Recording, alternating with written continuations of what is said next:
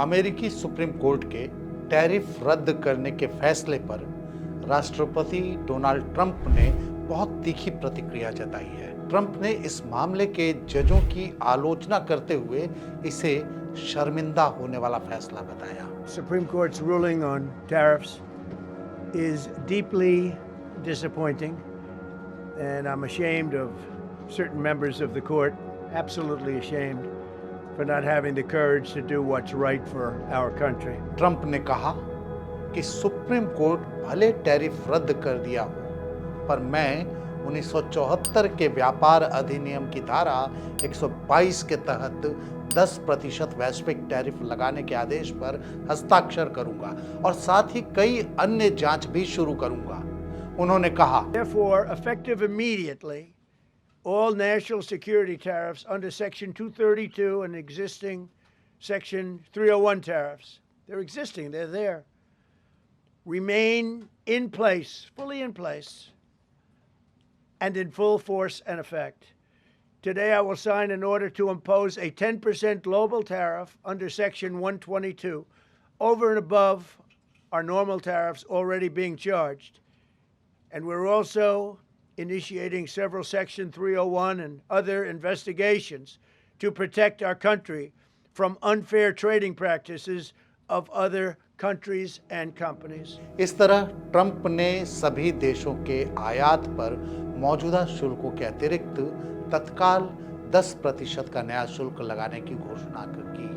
अदालत के ऐतिहासिक 6-3 के फैसले के कुछ घंटों बाद ट्रंप ने एक कार्यकारी आदेश पर हस्ताक्षर कर अदालत द्वारा रद्द किए गए टैरिफ को निरस्त कर दिया। साथ ही अमेरिका में आयात होने वाली अधिकतर वस्तुओं पर 150 दिन के लिए 10% शुल्क लगा दिया। हालांकि व्हाइट हाउस के अनुसार कुछ वस्तुओं को छूट दी गई है, जिनमें महत्वपूर्ण खनिज, धातु और ऊर्जा उत्पाद शामिल हैं।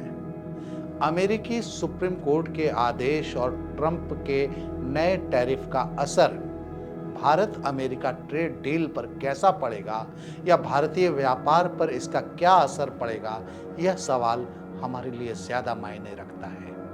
मीडिया में आए ग्लोबल ट्रेड रिसर्च इनिशिएटिव के अजय श्रीवास्तव के बयान के मुताबिक अमेरिकी सुप्रीम कोर्ट के इस फैसले का भारत अमेरिका ट्रेड डील पर असर होगा ही होगा।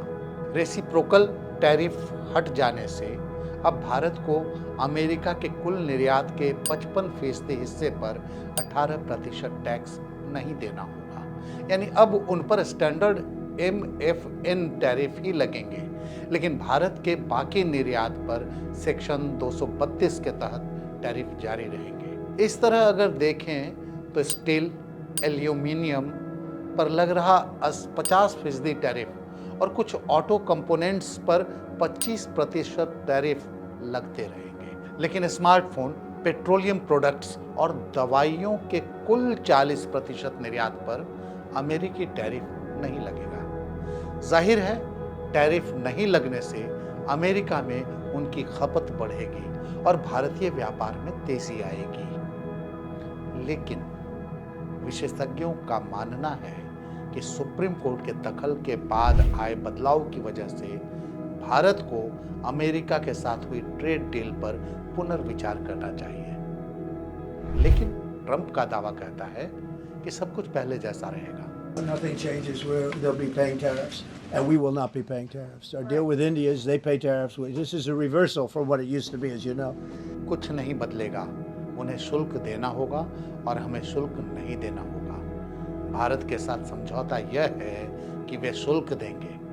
यह पहले की स्थिति से उलट है, जैसा कि आप जानते हैं। अब यह तो आने वाला वक्त बताएगा कि भारत अमेरिका ट्रेड डील पर भारत नए सिरे से विचार विमर्श करता है या फिर तय हो चुके करार के मुताबिक चलता जाएगा। वैसे होना यह चाहिए कि पेट्रोलियम खरीद जैसे मसलों पर भारत को जहां से व्यापार करने से आर्थिक लाभ ज्यादा हो, उस देश का रास्ता देखना चाहिए, चाहे वह यूएस हो या रूस या कोई और देश। इस खबर में फिलहाल इतना ही। देश दुनिया की बाकी खबरों के लिए देखते रहिए इंडिया डॉट।